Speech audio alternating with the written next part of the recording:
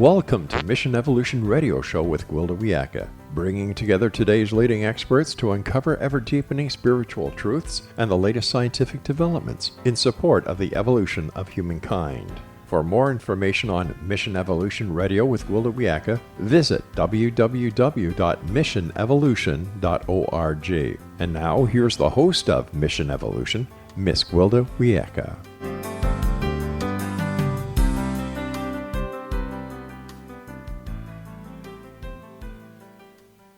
Hello, my visionary friends. Thank you for joining us on another exciting adventure into future possibilities.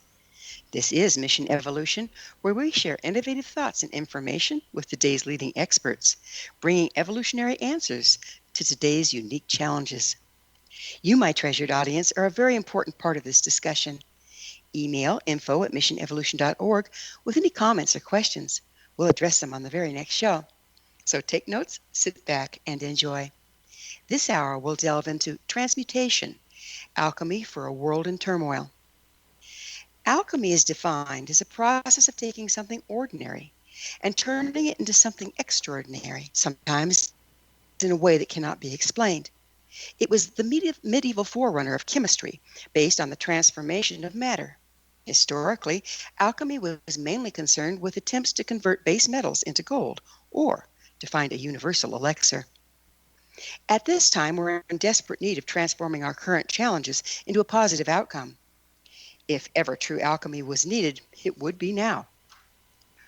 What is alchemy from a modern-day perspective?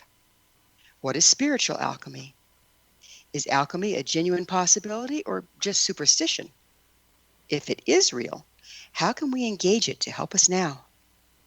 With us this hour to discuss the power and application of spiritual alchemy is UK-based author of The Secret of Alchemist, Colm Holland. Colm spent 25 years working in sales and marketing in the publishing industry.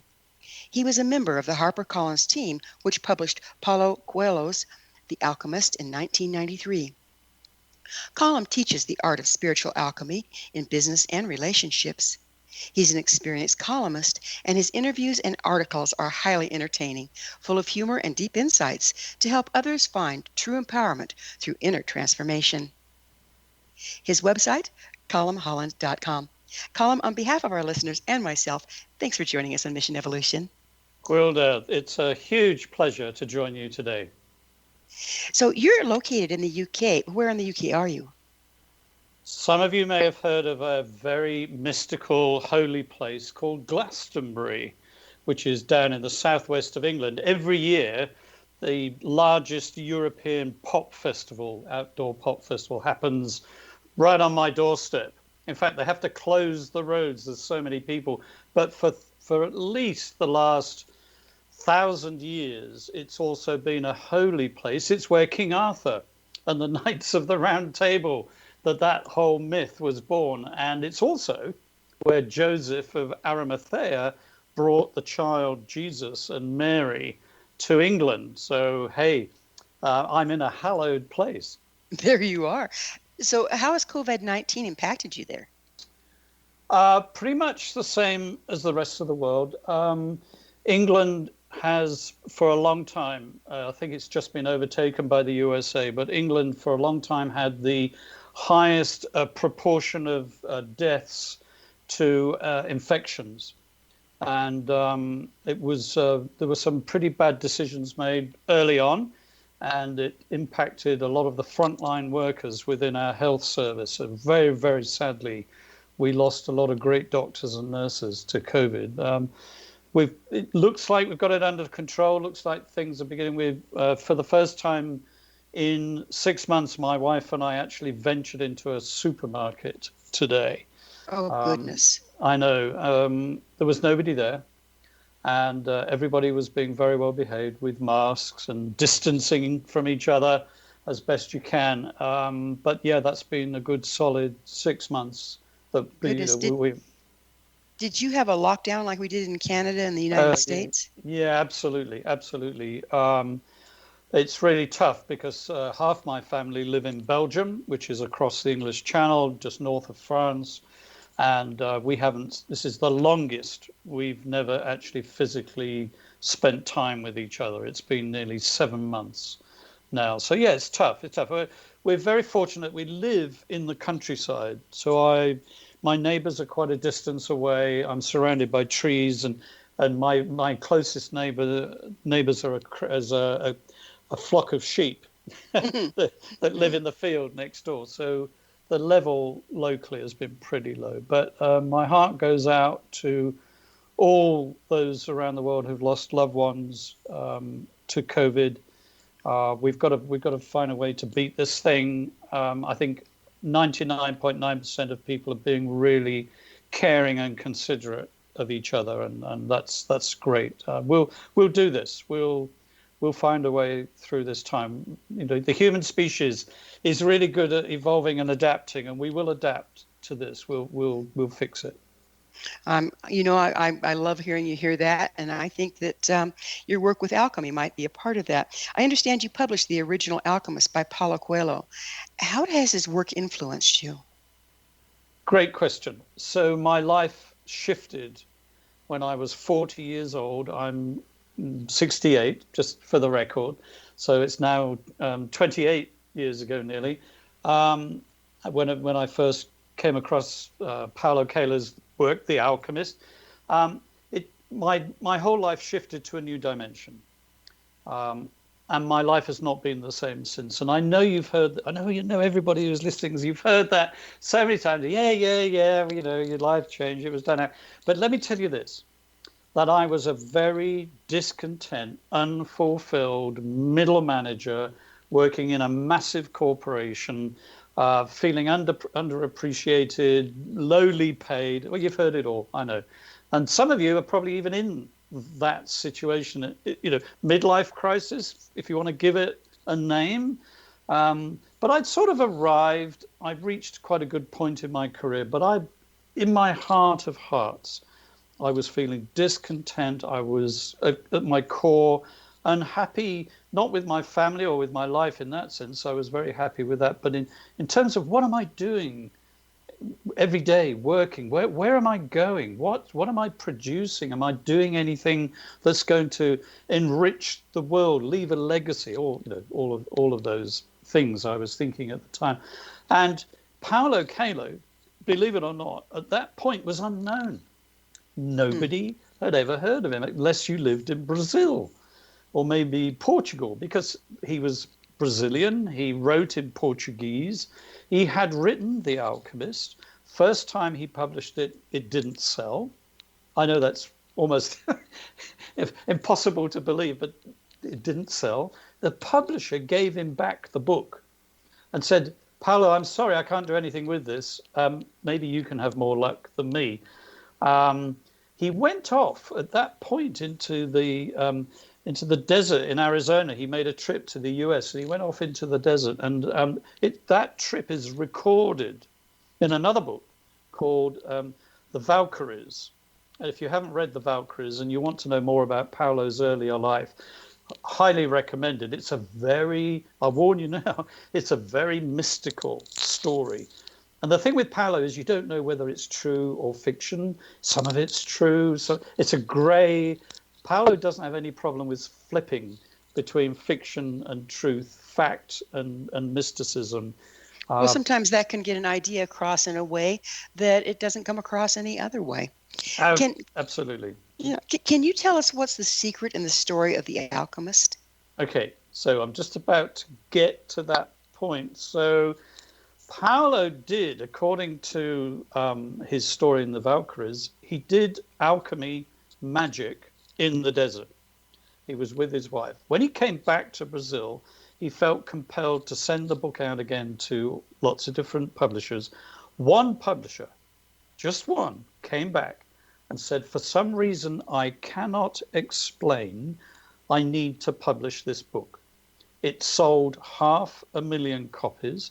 It came to the attention of Harper Collins, and the manuscript in English landed on my desk in Australia. I was in Sydney at the time. I was the marketing manager for that genre of books at Harper Collins. It landed on my desk, and for some reason that I can't explain, I grabbed it I thought, there's something about this book. I'll take it home at the weekend, and I read it. And in that first reading, I realized that this was so much more than just a little story, a little fable about a boy who's a shepherd boy who leaves Spain and goes into the desert of North Africa to find his treasure, to fulfill his dream, the pyramids. There's something more in this book. And of course, eventually what I discovered, and that's the story of my book, The Secret of the Alchemist, is that the original story is a handbook on how to apply the ancient art of alchemy in your everyday life. So let's go back a little bit. You mentioned alchemy magic and that he was performing alchemy magic. What is alchemy magic and how does one perform it? Well, you need to go back, if I may suggest, anybody who's inquisitive to get the answer to that question, you need to go back to the original book, The Alchemist by Paulo Coelho. In that book, if you follow the steps, and my book helps you follow them and understand what's going on, if you follow the steps, what you discover is that there is a force in the universe which Paulo and I both call unconditional love. It's the glue, if you like, or it's the soup, to use a quantum physics term. And I'm sure we're going to talk a bit about quantum physics at some point. But it's the glue, it's the force, it's the energy, it's the spirit, whatever name you want to give it, that connects all things, material and immaterial, spiritual and earthly, in the heaven and on earth. And that principle was written right at the beginning of the birth of alchemy, 5,000-6,000 years ago in Egypt, on a thing called the Emerald Tablet. And the emerald. So it originated in Egypt. Is that correct? Correct. So it arose out of Egyptian mythology. I won't go into detail on it now. Again, if you want to read my book, I explain all of those origins in there. And then down through the centuries, it branched out, like most beliefs and wisdom, onto different continents. And the version or the branch of alchemy that Paulo and I discuss is actually Arabian alchemy. There was a European version, there was a Chinese version, there was an Indian version, and a few others. But it's Arabian alchemy. And the reason that we've chosen Arabian alchemy is because it's all about intuition, all about oneness with the earth and with the universe, and the connectedness that we all have with one another. That's what alchemy is, and that's the basic belief. Now, if you're going to do alchemy magic, before you can perform any kind of manifestation in your life, there is a process. I'm sorry to tell you this, but there is a bit of work that you have to do. We can't just go abracadabra? Yeah, no, you can. We're on the radio, but in my hand, I have a pen that my son sent me for Christmas as a what do you give the man who's got everything? So in my Christmas stocking, there's a pen. It's a gold pen, and on the top is the shape of a heart, and it has some glitter in the liquid in the pen. Where you've seen those pens where the glitter goes up and down, and he calls it my alchemy wand. If only it was all about just waving, like Harry Potter, just waving the wand around, and you can manifest gold, you can create better outcomes for your life and so on. If only it was that simple, though. Wouldn't that be lovely? Of course, it's not. We're going to have to take a commercial break, but on the other side, we'll get into alchemy, magic, and oneness. Colm and I will return shortly, so don't go away. You're listening to Mission Evolution, coming to you on the X-Zone Broadcast Network, www.xzbn.net.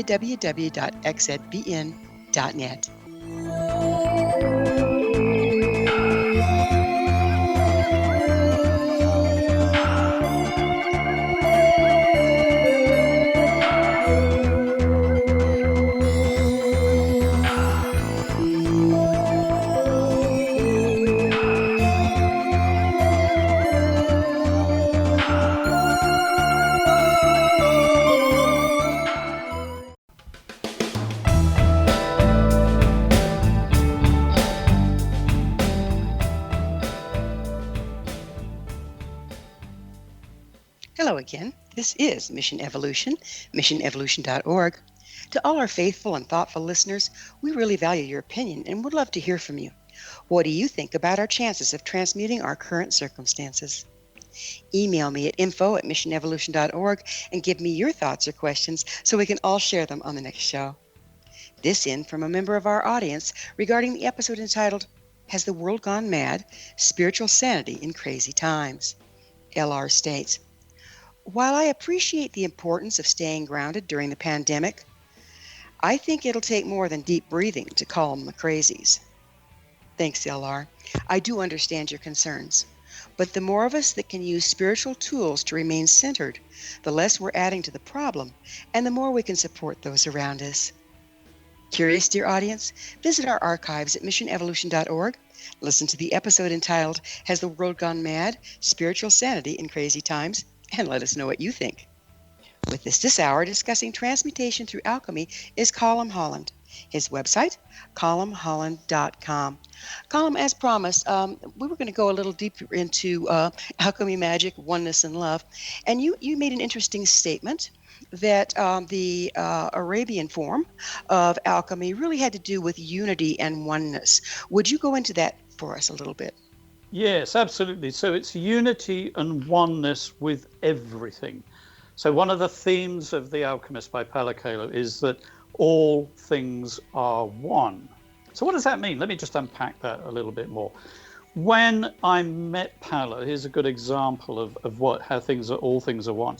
When I met Paulo, he was really grateful to me because I apparently, according to him, was the first person in the business who actually believed that his book was going to be a mega bestseller. It has sold 85 million copies. Let me back up a little bit. You said something interesting, too, is when he was ready to transform that book, when it was given back to him by his original publisher, that he worked some alchemy magic. Do you think that had anything to do with it being such a bestseller? He told me it did. He said that's what happened.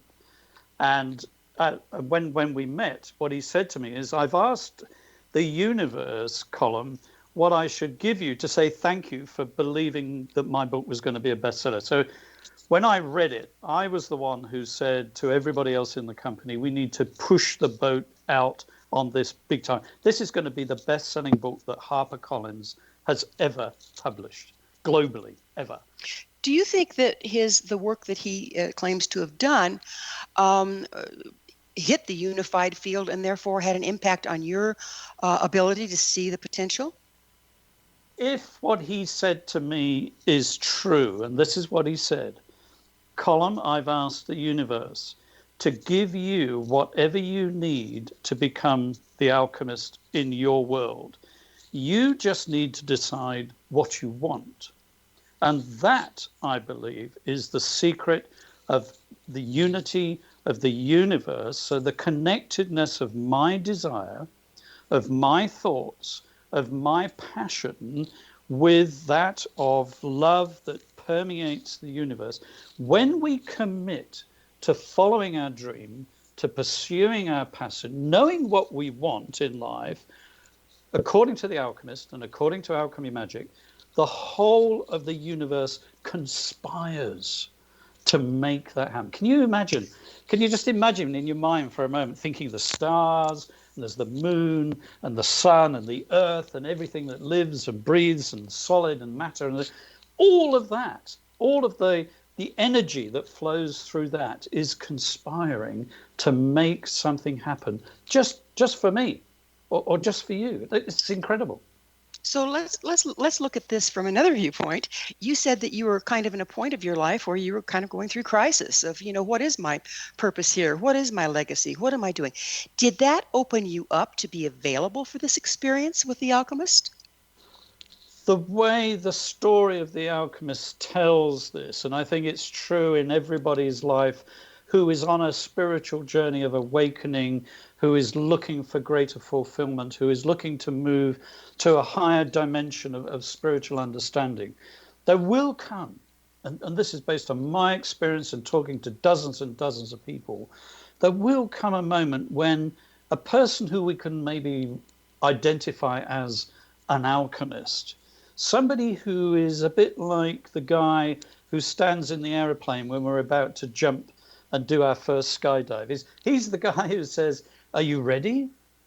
You've come this far. Look, you're in the plane. You're on the edge. You've got the parachute on. You're ready to jump. I'm just going to say, jump. And so the alchemist, and Paolo, I believe, was that alchemist to me. The alchemist is the person who comes into our life at that precise moment when we're absolutely ready and gives us the option to jump and encourages us to jump. Of course, we don't have to jump, but we've reached the point where if we don't jump, then the possibility is we will never truly fulfill our dream. We'll never truly enter into the empowerment that the universe has available in each of our lives. So that is that critical moment. That's that alchemist moment, as I call it. And yeah, I think I was ready. And I think that anybody who is making that journey will reach a point, and you'll know when you're ready, and you'll know when the alchemist is with you and saying, hey, how about now? How about this is the time? So we are our own alchemist in that. We have to open up to the possibilities of the universe in order to engage. Absolutely. There's a process in alchemy. If I could just briefly describe the process. So alchemy isn't a waving of a wand, as we just said earlier.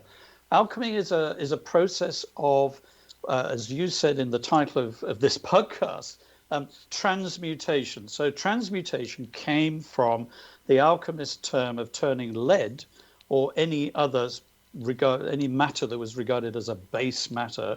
So in ancient times, lead was not of great value, into something of much greater value, which is gold in the symbolism. What one guy discovered, and his name was Dr. Carl Jung. Many of you know all about Carl Jung and archetypes and the collective unconscious.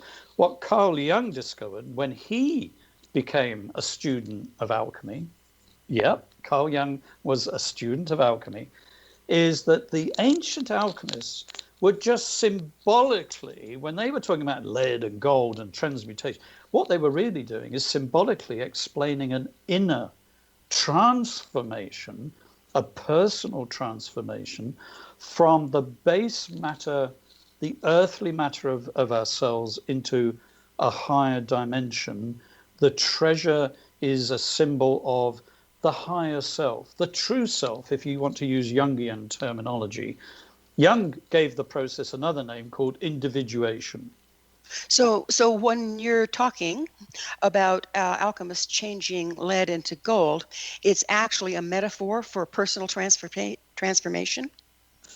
Yes, but there's always a paradox with alchemy, and that's why I love alchemy. First of all, it always hides itself in plain sight. Many people will just walk through life and never alchemy will be there at this turn and that turn, but they just never see it. Others. So basically, you're saying there's miracles already around us, but we aren't recognizing or acknowledging them. Yeah, alchemists call those omens, by the way. So the universe is going to consistently, whether we're on high on the level of the journey or even just starting out. In fact, when you start out on the journey of personal transformation, what I've discovered is that miracle, omen, what Carl Jung called synchronicity, will just go bang, bang, bang. There will be moment after moment. And I'm actually thinking of just writing a book about all of the omens that I've just seen through my life, every time I've committed to transforming something base into something gold. So the first stage in the alchemy process is called the black phase. There are 3 phases altogether: black, white, and red. And the black phase is the initial phase, and that is the phase where in the symbolism of the laboratory of the alchemist, it's where we break down the self from the false self, from the ego self, the self that we think we've got to project to others in order to be acceptable in some way. The breaking down of that into the very base, the weakest matter of our real self. The irony of alchemy, the paradox of alchemy, which I absolutely adore because it saved my life, is that the weakest part of ourself, when it's transformed, becomes our greatest treasure. Where does the power lie in alchemy? Where does the magic live? It lives in the weakest part of ourselves, the bits that we generally want to hide, we want to push away, we don't want people to know about. Quite often it's places where we've been wounded, where we feel great pain in the inner self. Believe it or not, the ancient alchemists knew all about this stuff. Back in Egypt, 5,000 years ago, they knew this. And what they discovered was that when the universe is invited to come and to heal and to change into something of much more value, it will transform those weaknesses into our greatest strengths. And that does require a lot of courage. Aren't those weaknesses perceived weaknesses? Aren't they our shadow? How much of our energy is tied up and keeping the greater part of us suppressed? According to Carl Jung, he reckons that 90% of our psyche is the unconscious. And only 10% is what we use in our consciousness. The unconscious is a very, very interesting concept, as many of you who are students of Jung will be able to testify. There is a thing called the shadow self, which Gwilda just mentioned. So the shadow self, of course, is the self that we suppress. It's the self that we judge. It's the self that we condemn. It's the self that we want to bury, if you like. And the problem is, according to Jung, if we consistently do that to the self, then the self becomes, in a symbolic way, a dragon. It's a dragon that gets angrier and angrier. It's a dragon that wants to project its energy, its fire, if you like, out of the unconscious into our conscious. And it's out of that most of us judge others with the same yardstick that we judge ourselves. It's the yardstick that we condemn other people with. That projection is so destructive. It's the projection of the shadow, the rejected self, that ends up quite frequently destroying relationships, destroying friendships, destroying careers, destroying businesses, destroying countries, dare I say. This is powerful stuff. This is the stuff that we all own. We've all got this. So the more each of us can take responsibility for, if you like, owning that shadow self and allowing the universe to enter into that self and begin to bring calm and healing and to ease the wounds, to accept, as you so rightly said, Gwilda, the bits that we reject. So if you are talking about the black stage in alchemy, that would be the stage at which we start to dismantle all our defense mechanisms in order to expose the wounded child that carries our power. Absolutely. The wounded child. I'm so glad you mentioned that. That is one of the topics we really should discuss in a little bit more depth, I think. The wounded child is, in a way, the repository, and it can be a wounded child at birth. It can be a wounded child as a teenager. The timeline is irrelevant, but at some point in most of our lives, and those that don't experience this are so blessed. Very fortunate people. There are some people who haven't experienced this, but most of us have been either abused or damaged or hurt through no fault of the people, particularly who are just projecting their own blackness on or their darkness.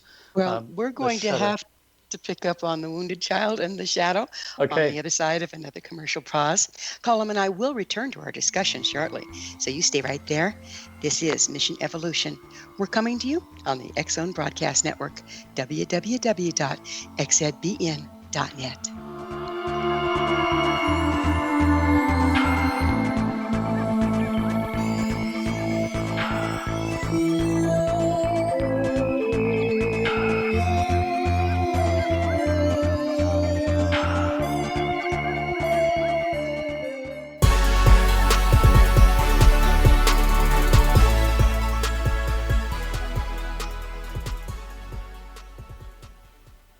Welcome back. This is Mission Evolution. Did you know our entire leading edge, information packed past episode collection is available to listen or download with our compliments? Visit our archives at www.missionevolution.org for our ever growing selection of guests and topics. Our special guest this hour is Colm Holland. We're speaking about the modern application of alchemy. His website, columnholland.com. So, Colm, we were talking about the wounded child, and of course, we can't, an hour is nowhere near enough time to cover the whole issue. But if so much, and I think many of us suffer from that, and we all get our bumps and bruises. And then we experience shame and we shove all of that into that dark place. How do we start initiating that dark phase of alchemy? I'll tell you my own little story, and I won't labor it. I'll just keep it as short as I can. Let me just tell you what happened to me. I'm quite happy to make myself vulnerable in this way because I think so many people, when I tell this story, do resonate with it and say, okay, that's not exactly what happened to me, but yeah, I understand. So when I was in my mid-20s, I was not happy with how I related to those around me that I loved. Without being able to control it or without knowing when it was going to erupt, an anger would frequently erupt without any, in what I felt, any provocation whatsoever. And it got to the point when the more I actually tried to be a good person, the more I actually tried to be calm, and I tried to meditate, and I tried to not, erupt, the worse it got.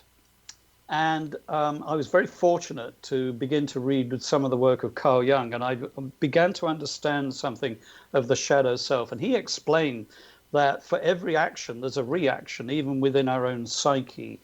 And one of the things that he recommends is that we need to go in and break down. So I made a decision.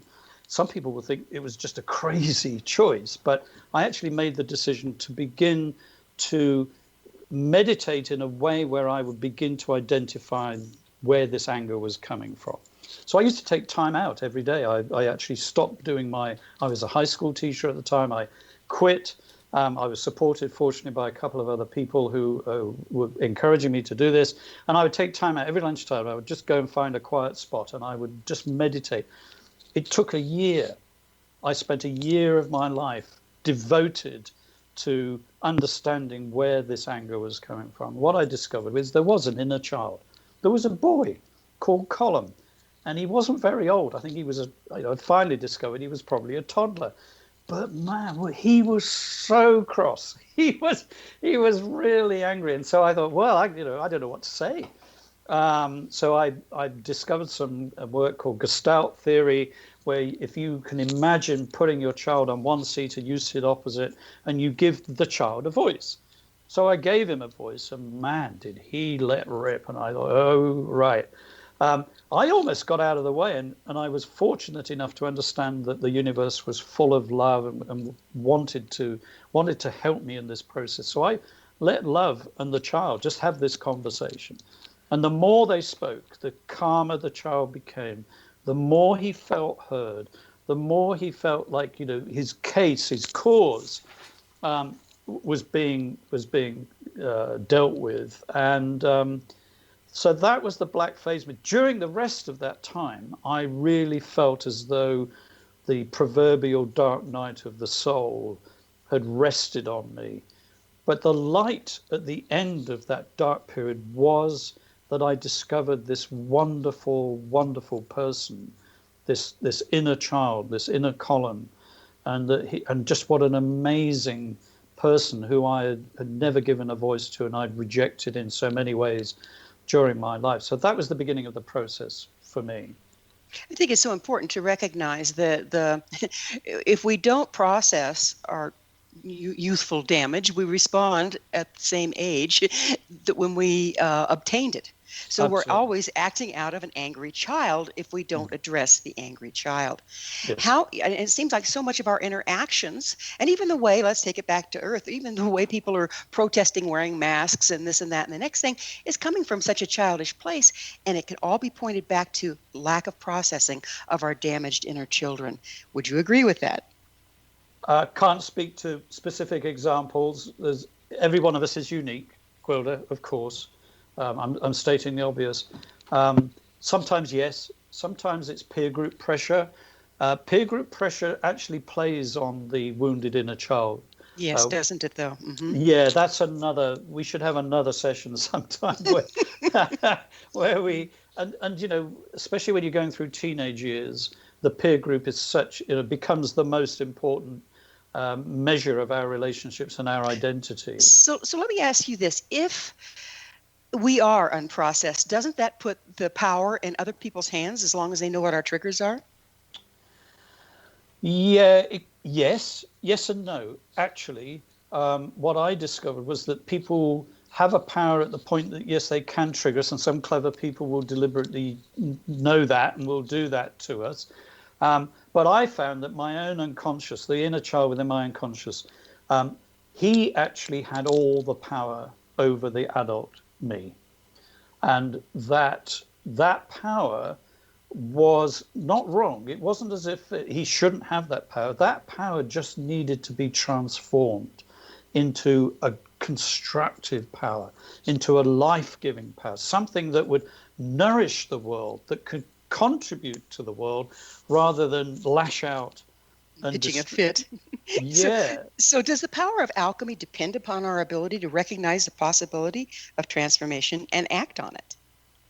Totally.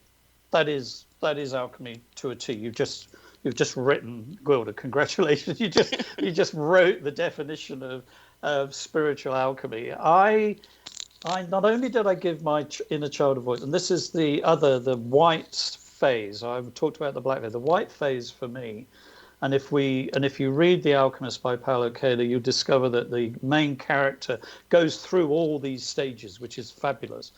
Which is why it was such an inspiration to me. It gave me a whole new framework to see my life. In the white phase, in the Santiago in the story, he goes into this thing called the crystal shop. Well, we're talking about glass crystal. Now, what's the main ingredient of glass crystal? Well, guess what? It's lead. Lead is what makes glass crystal so glimmering when it hits the sunlight. It's the purifying part of glass. So once we've identified the inner child, once we've given it a voice, in my experience and in the principle of alchemy, then we need to begin to embrace it and heal it. And the cleansing is not trying to get rid of something bad. It's more a case of channeling what is inherently good that's there already. And that is one of the ways that I think most people misunderstand transformation. Many people think, oh, if I transform, does that mean I've got to become perfect like some other person, some idol that some mentor or somebody else? Have I got to become like them? Well, the answer is no, not at all. Transformation is nothing other than becoming your own true self. So it's basically in embracing your true nature, and we've been made ashamed and afraid and all that stuff of our true nature through damage growing up. Is that correct? Absolutely. The damage that I then discovered, I did some more therapy. I won't go into it now because we haven't got enough time, but I went into some more therapy, and those people helped me discover what event had I buried. What event had I conveniently or deliberately forgotten, where I, like a hysteric, I'd split off. And for me, I discovered that my mother, when I was alone at home with her as a toddler, 18 months, 2 years old, somewhere around about then, when she was raising me, without being diagnosed, was diagnosed with a very mild form of epilepsy initially, but it got worse. Through my birth, it triggered a much stronger occurrence of epilepsy, and she knew when something was happening to her, and to protect me, and this is what's so amazing, to protect me, she used to lock me in a cupboard under the stairs, because she was going to lash out. I mean, she became quite violent, and I would. So it was more of an emotional epilepsy rather than just a convulsion of seizures? Both. Oh, Yeah. my The full. goodness. Yeah, the full work. How terrifying. Mm-hmm. So I would hear this stuff going on, and I was in the darkness of this cupboard under the stairs. And those of you who've read Harry Potter books will I say, well, hang on a minute, Harry Potter was locked, pretty much made to live in a cupboard under. So you can imagine years later me reading Harry Potter and going, wow, that was me. That was my Harry Potter moment in a way. And fortunately, she was discovered and diagnosed and helped, and she was able to manage it, and life moved on. But what had happened was never dealt with. It was never discussed. It was something I just had to bury. And that angry boy who was in the cupboard is the angry boy that was controlling my life as an adult. So tell me, Colm, behind every dark moment, there once transformed, there can be a strength unearthed. What strength did you gain from transforming that experience? One I discovered, to my shock, and I have to say this is not what I expected, is that the little Colm who had been locked in the cupboard was actually already in contact with the universe, with love, with light, and had this immense knowledge that all things are connected, that he was loved, that he was special. And one of the amazing transformational things for me is that the more I let that child that's been transformed, have a voice and to become a partner with me as an adult in my life, then that's when I discover that I'm able to perform miracles. That's when I discover I'm able to perform magic. That's the power. That boy in me is the power that's able to make a change in the world around me for the better. So that was not something that I thought it was going to be the adult who was going to have to nurture the child. Well, ironically, it's been the child that's nurtured the adult. It seems like, again, the initial part of this you've described is a form of inner child work. But I've experienced how people will go into inner child work and never allow the child equal power. They constantly, it becomes a full-time babysitting job. How can you move beyond that into the point where you can allow that child its power in your life? Oh, that's a fabulous, Gwilda, that is a fabulous question. There's nobody in any interviews I've ever done has asked me that question. So this is a golden moment. We have to. One of the things we can do as the adult is we have to allow the child to almost take us and take the hand of unconditional love. Unconditional love accepts us without judgment, without condemnation, without shame, without blame, without any regard for what we've done or what we haven't done. It just accepts us for who we are. That child introduced me to that unconditional love in the universe. And when you do that, it will change your life. You will be shocked at how loved you are, and you will begin to see that love in other people towards you that you've probably never seen before, that you've maybe even rejected or you just couldn't accept in whatever way they were trying to.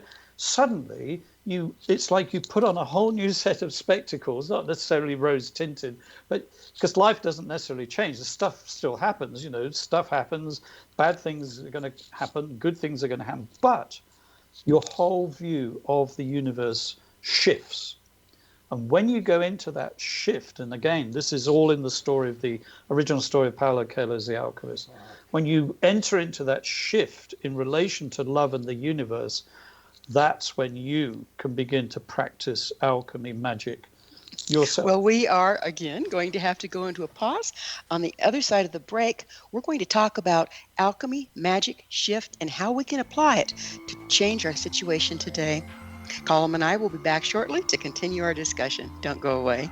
This is Mission Evolution on the X Zone Broadcast Network, www.xzbn.net.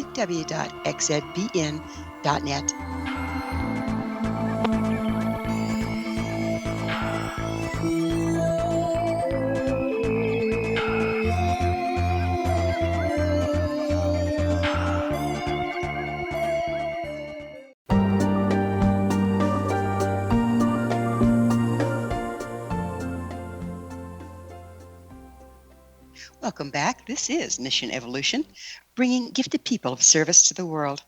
I love to hear from our audience. Your thoughts are very important to me.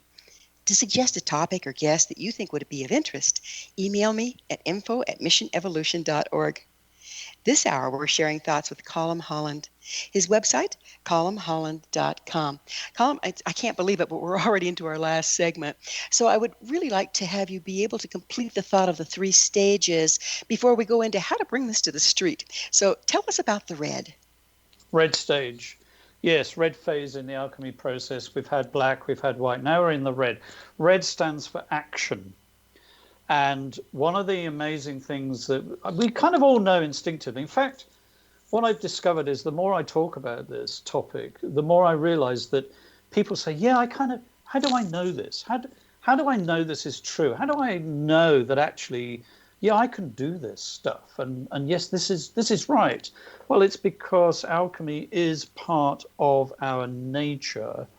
And the ancient alchemists discovered that it was part of their nature. It just needed a way to express itself. So action is love in action. That's what this is all about. Now, when I'm talking about love in action, I'm not just saying, it's somebody's birthday or somebody needs help and you want to give them a gift, or you want to help them out because they're stuck in something. That's great.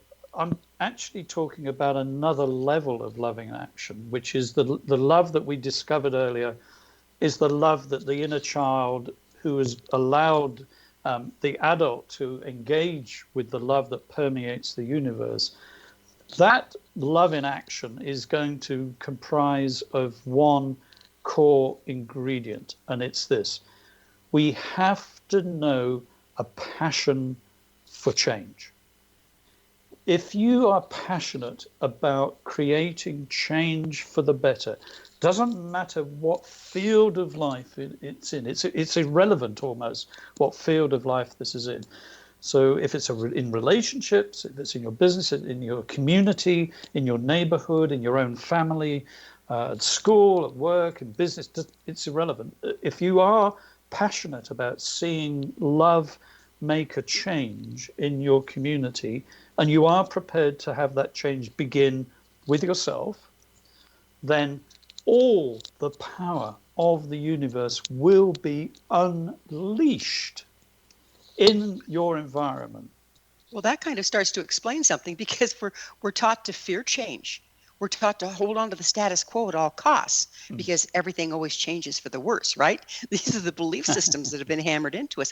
How do we transcend that in order to have the courage to embrace and have passion for change?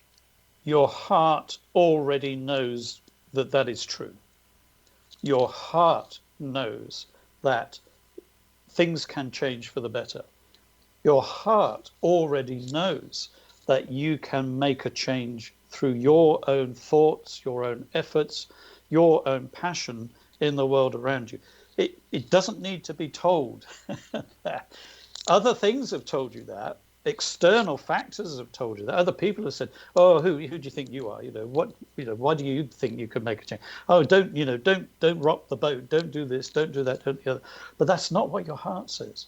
So the moment we engage with unconditional love, in the universal love that unites us all, what you'll discover, what I've discovered, is that your heart goes, "This is great. This is what I've been waiting for. This is what I want to do." And so this is the brilliance you were speaking about of the inner child who had not yet disconnected from his heart. So children carry that heart when they come in. Yes. And then we lose it. Some people lose it. I have a great little story. So when my grandson, who visits often, when he was a toddler, he would do scribble paintings, with different colors, and he wasn't thinking about it. He just let his heart do the drawing, and he was being creative. And one day he came into my office, and I have a Miro. I don't know if you know the artist Miro, but when he was an old man, he went back to trying to draw like a child. And of course, his paintings are worth millions and millions of dollars. Mine's just a lithograph, I hasten to add. But he sat next to my chair, and he looked at this painting by Miro, and he said, "Papa," he said, "did I do that painting?" And I know. And I said, "No, but you could have." And you know what? If Miro was here right now, he would be flattered that you thought that you had done that painting. Now, that, for me, is an image of our entire existence and our life. If we can begin, again, to find the passion, to find the freedom of the child, to begin to unite that with the love that controls the universe and wants the best outcome for all of us, then our dreams, and I'm just briefly going to mention the dreams before we run out of time, our dreams that are equally buried with the inner child can be resurrected, they can be rediscovered, and they can be manifested no matter what that dream is and whatever shape that's going to take. That's the universe's desire for every human. So it sounds to me like these three stages, the black, the white, and the red, are actually a pathway to walk back into your true nature. Totally. Walking backward so that we can walk forward. It all has to do with reconnecting with the heart and each other. Absolutely. The heart lives in the now. Human aspiration and dreams are forward projections. And this is another one of the paradoxes of alchemy. And a lot of spiritual teachers, Eckhart Tolle and others, talk about the power of now. And I totally agree with it. However, the power of now is directed. The direction of the power of now is directed by our passion and our dreams. So it's important, in my experience, I may humbly suggest, that hold on to your dreams. If they've died, find a way to resurrect them. Spend time daydreaming again. Spend time thinking, how can I benefit my family or my friends or my society around me? What can I do to help make a difference? How can I bring the world back together again? Because this is the note I want to leave us on. We have the ability through our dreams to impact the quantum level. That's the principle that all the indigenous people that worked with dreams have come from. Can we re-engage that? And is that the alchemy process? The universe is doing it right now. I lived in Australia for 25 years, and I spent so little time understanding the indigenous dream They're time. amazing, yeah. Okay. The dream time is speaking to all of us in all societies, in all cultures, afresh. I feel it. I hear it. I'm sure it's happening in the US and in other indigenous cultures. That connectivity to the earth and allowing the earth to participate with us and us to participate with the earth. This is the age that we're in. And I have to say, there is an electricity about the age that we are in right now. With COVID or without COVID, without the climate change problems that we're facing every day, the world, the universe is saying to each of us, relearn, open your eyes, open your heart, be prepared to learn again about the unity and the oneness. What the universe wants is oneness. It wants unity. It wants companionship. All of those things. That's what the world is here for. That's why we're all here. This is our destiny together. So is the hidden magic of COVID and in the United States of the riots and of the climate change, is the magic there entering us, its ability to push us into the black stage of alchemy? I see, if you have the eyes to see it, I see more awakening going on than I see rioting. I see huge awakening going on in the whole Black Lives Matter movement. I see huge awakening going on in the climate change movement. We focus, the media tends to focus on the destructive stuff, but naturally, yeah. Mm-hmm. Yeah, that is the shadow side, because shadow doesn't just live in the single individual human unconscious, it lives in societal unconsciousness as well. But I am just amazed every day how many more and more and more people are awakening and are wanting to contribute and are wanting to bring life together again, wanting to save the planet, etc., etc. This is a great time to live in. I'm so privileged. I feel so privileged that I'm still here to see this happening, because, you know, the seeds of this started when I was a young hippie in my late teens. You know, we talked about all this stuff, but it kind of got overtaken. Now I just see the if you like, the age of Aquarius is just raising its smiling face again in a way that I never dreamt we would see this happening. It's really a privilege and extremely exciting to be alive right now, isn't it? Always, absolutely, and we mustn't miss out on the joy as an individual, the joy that we can engage in, we can discover if we are prepared to engage with our inner child, to transform and to become somebody who nourishes the soul of the world rather than diminish them.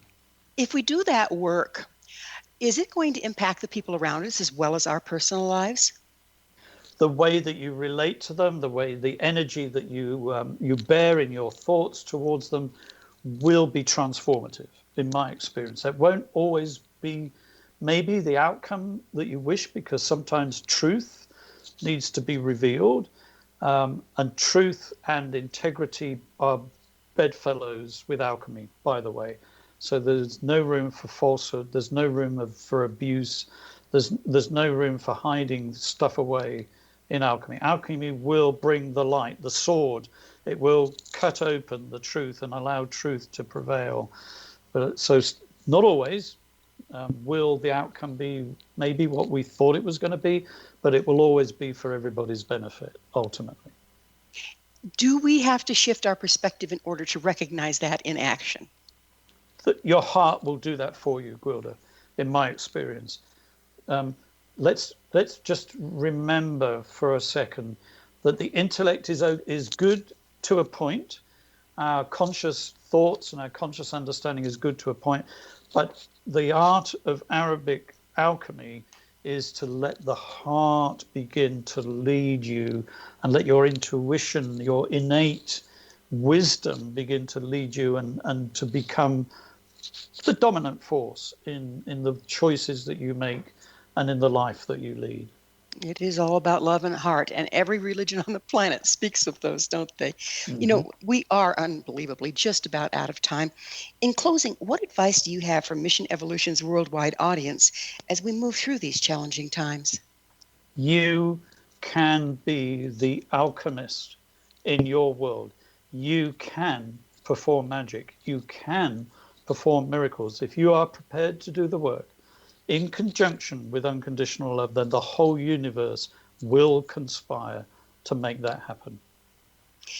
Doesn't that unconditional love really have to start with unconditional love for ourselves? The most selfless thing that you can ever do is to allow love to love yourself.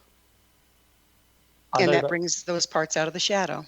Absolutely. Again, there's the paradox. That's the paradox of alchemy. Well, Colm, it has been so wonderful sharing magic with you, and I hope the magic ripples out into the world and has a positive effect. But unfortunately, we are out of time. Thank you so much for coming on the show. Thank you, Gwilda. I'm so grateful for you having me. Thank you. Thank you. Our guest this hour has been UK-based author of The Secret of Alchemist, Colm Holland. His website, columnholland.com. Remember, our entire information-packed past episode collection is available for listen or download free of charge. Visit our archives at www.missionevolution.org for our ever-growing selection of guests and topics. This has been Mission Evolution with Gwilda Wiyaka on the X-Zone Broadcast Network, www.xzbn.net. Please listen to our past archives for all sorts of fantastic guests and information that will serve us during these challenging times. And join us next time as this mission continues, bringing information, resources, and support to help transform an evolving world.